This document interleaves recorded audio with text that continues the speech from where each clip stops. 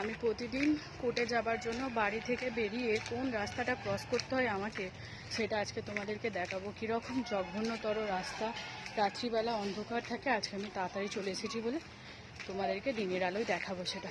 চলো। আজকে বৃষ্টির ওয়েদার, সেজন্য জুতোটা খুলছি না, এমনি জুতোটা ভিজেই আছে, তো সেই জন্য এইভাবেই চলে যাচ্ছি।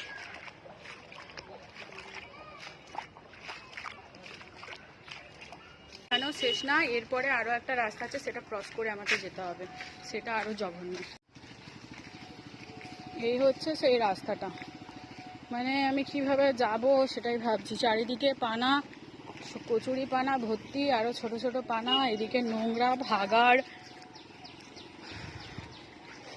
এটাকে পার করে যেতে হবে।